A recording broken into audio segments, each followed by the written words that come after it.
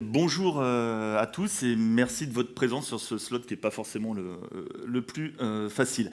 Lors de ce quickie, donc, je vais vous expliquer les raisons qui ont amené Netflix à abandonner Istrix, leur célèbre librairie de résilience et de faute tolérance pour les systèmes distribués. Et je vous présenterai, mais vraiment très très rapidement, les deux alternatives mises en avant par Netflix, alternatives qui sont Resilience 4J et Adaptive Concurrency Limit.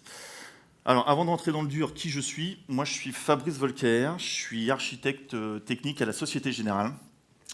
Je suis un vrai dinosaure, parce que je fais du Java depuis plus de 20 ans. Oui, c'est possible. Je, je travaille avec les frameworks Spring, Spring Boot, Spring Cloud, et je m'intéresse de façon générale à tout ce qui est système distribué, API, Event-Driven Architecture, etc. Donc si on se projette un petit peu dans le passé, faut savoir que Netflix donc, a commencé dès 2007 à développer un certain nombre de librairies pour ses besoins internes. Ces librairies, elles les ont open sourcées en 2012, et en 2015, elles ont rejoint l'écosystème Spring Cloud. Mais en 2018, Netflix a annoncé faire une transition vers les technologies Spring Boot pour tout son core system.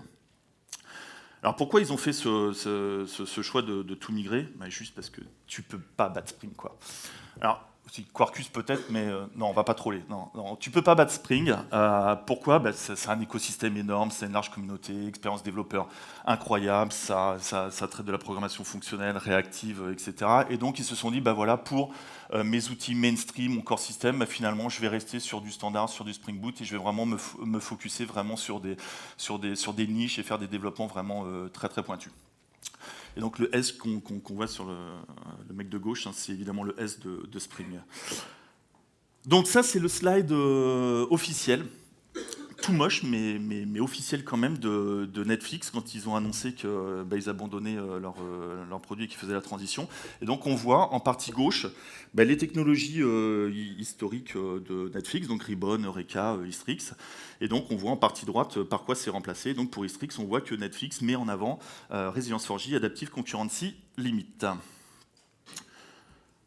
Donc, en 2018, ça commençait sérieusement à sentir le sapin pour Istrix et ses petits copains.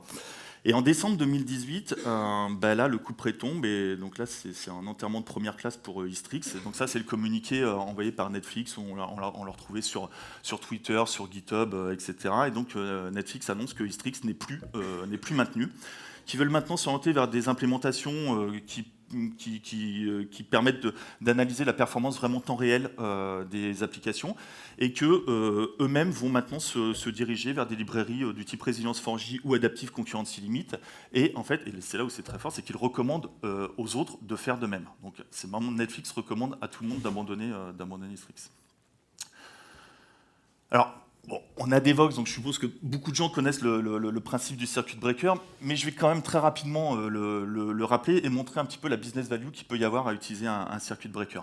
Donc là, supposons que mon système, ça soit un système d'un site marchand que j'ai designé sous forme de microservices. Et donc on voit en partie gauche, par exemple, que le microservice de passage d'ordre, il va, lors de chaque commande d'un client, vérifier que l'article est effectivement disponible dans le service d'inventaire. Donc si jamais l'article est disponible, le client passe commande, le site marchand a fait son deal, etc. Tout le monde est content. Mais supposons maintenant, je passe sur la partie droite, qu'en fait il y a un problème réseau ou micro-coupure, ou que le service d'inventaire soit down. Et à ce moment-là, le circuit breaker, il va venir protéger le lien, et donc il va retourner un fallback. Donc ça peut être une valeur en cache, une valeur par défaut, une valeur calculée. Et donc par exemple là, dans le cas du processing microservice, il pourra lui dire, en fait je considère que de toute façon dans 95-98% des cas, quand un client passe une commande, généralement l'article est disponible. Et bien là par exemple le circuit breaker, il va lui retourner, oui c'est bon, il y a bien un article dans l'inventaire, même si en fait dans les faits on ne le sait pas. Mais dans 95-98% des cas, finalement, le client va passer sa commande, le site marchand aura fait du business, et puis si jamais malheureusement on tombe dans les 3% de cas où l'article n'était pas disponible, à ce moment-là, le site marchand va contacter le client en lui disant voilà, tu auras 48 heures de retard sur ta commande, mais par contre tu auras 5% de discount sur la prochaine. Donc voilà, mais globalement tout le monde est content. Donc voilà l'intérêt d'un circuit breaker. Donc, maintenant, très brièvement, ce qu'est Resilience 4J. Donc, c'est pas fait par Netflix, Resilience 4J, mais c'est une librairie extrêmement légère, facile à utiliser, donc inspirée de Distrix, mais réellement designée pour Java 8 et la programmation fonctionnelle. Alors, il y a des core features, il y a plein d'extensions, mais parmi les core features, on va retrouver évidemment le circuit breaking dont on vient de parler, le rate limiting, bon, ça tout le monde comprend bien, le bulk heading. Qui sait ce qu'est le bulk heading? D'accord. Donc je vais quand même prendre une minute pour expliquer ce qu'est le bulk heading, parce que c'est quand même un concept super important et qui en plus peut sauver des vies. Vrai, je vous explique derrière. Typiquement, si votre système, c'est une API par exemple, qui expose 3 opérations ABC, chacune des opérations devant faire appel à un back-end ABC. D'accord. Là, vous avez votre pool de threads, vous êtes dans Tomcat, vous avez un pool à 200 threads, et donc vos systèmes back-end ABC répondent en 50 millisecondes, tout va bien, il y a de la charge, ça se passe bien. Mais supposons que par exemple votre back-end A mette non plus qu'aussi 50 millisecondes à répondre, mais mette par exemple 5 secondes ou 10 secondes. Ben là, en fait, si vous commencez à avoir un petit peu de charge, ben vous allez très rapidement épuiser votre pool de threads de 200 threads. Alors que là, avec le bulk heading, l'idée, c'est d'avoir des pools de threads qui vont être dédiés par opération par backend. Donc vous aurez un pool de threads pour A, un pool de threads pour B, un pool de threads pour C.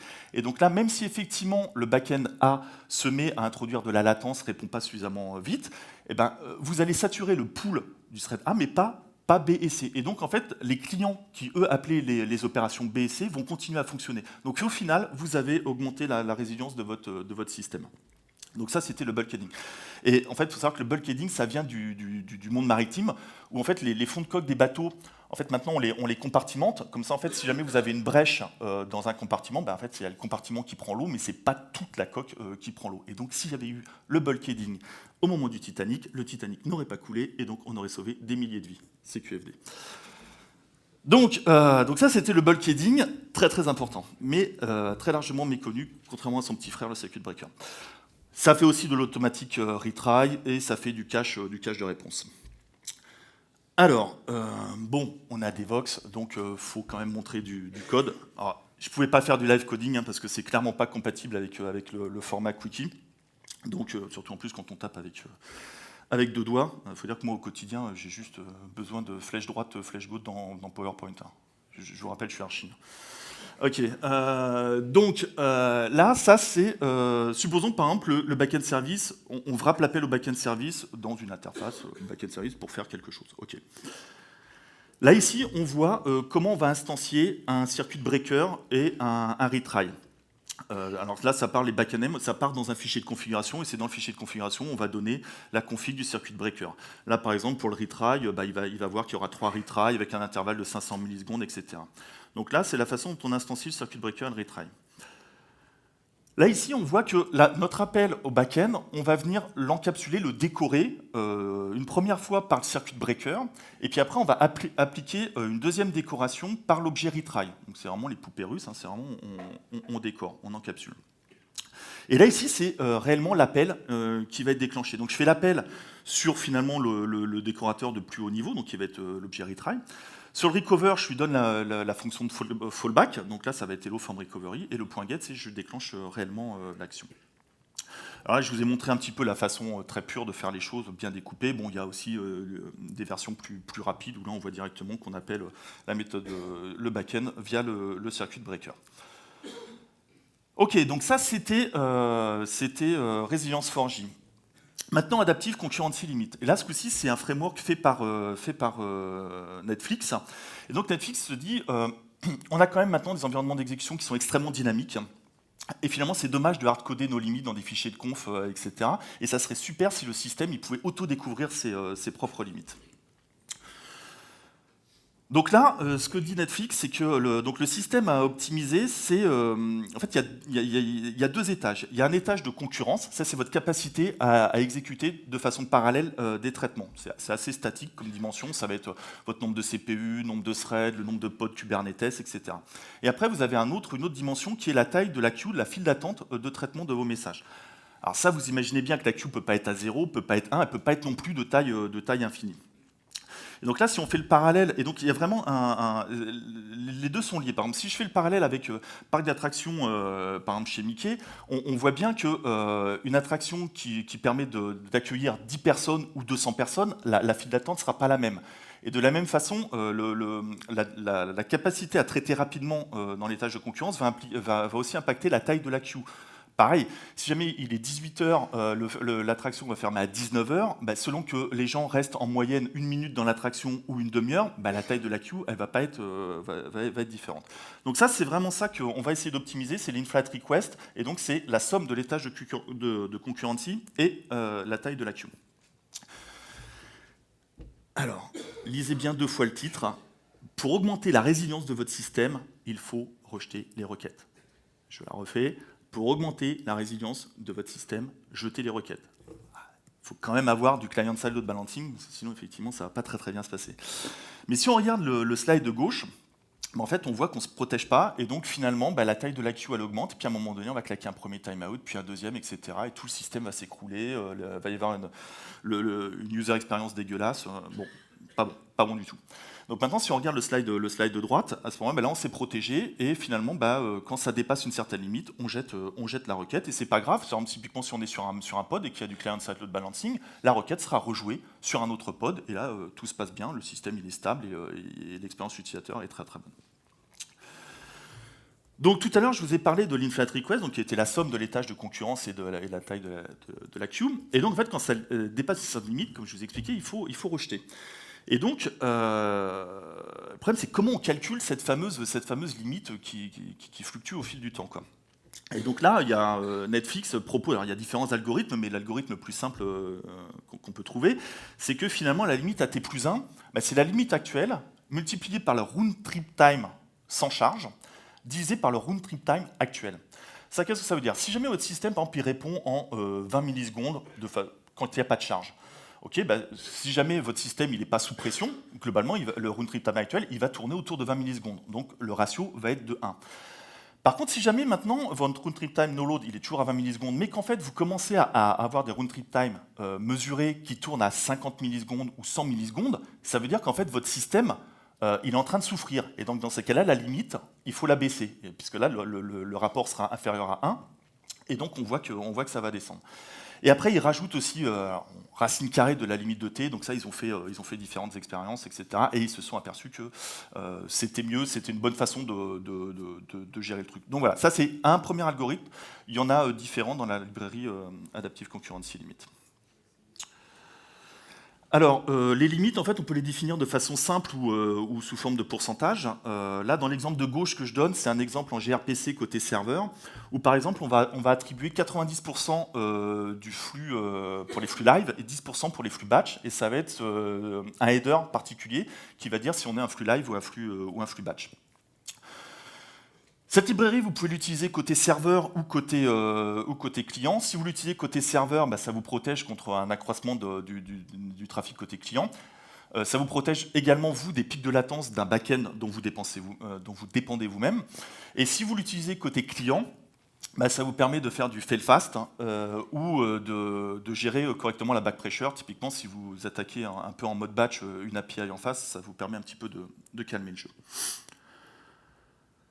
Donc, le dernier slide, en conclusion, Istrix, c'était très bien. Ça a démocratisé plein de choses, notamment le circuit breaker. Ça a fait son temps. Et maintenant, il y a des librairies beaucoup plus modernes qui sont disponibles et il ne faut pas hésiter à les utiliser. Là, je vous en ai présenté 2, il y en a d'autres. Ça bouge beaucoup. Il faut savoir que, par exemple, le gars derrière Resilience 4J, il me tweetait il y a 3 semaines qu'il avait intégré des fonctionnalités d'Adaptive Concurrency Limit dans Resilience 4J. Et là, on apprenait aussi, il y a 3-4 jours, que Resilience 4J était intégré en incubation dans Spring Cloud Circuit Breaker. En fait, Spring Cloud Circuit Breaker, ça va être une abstraction, donc API, une abstraction, et il y aura différentes implémentations. Istrix, mais aussi Resilience 4J, qui sera très probablement celle qui va être mise en avant, parce que quand on voit les docs, c'est celle qui est mise en avant. Il y aura aussi Sentinel, qui est celle d'Alibaba, et il y aura Spring Retry. Donc voilà, ça bouge beaucoup. Là, je vous ai parlé un peu des librairies, mais encore une fois, retenez avant tout le concept, l'idée générale qui est que maintenant nos environnements d'exécution sont extrêmement dynamiques et donc il faut que notre système de résilience le soit tout autant. Merci.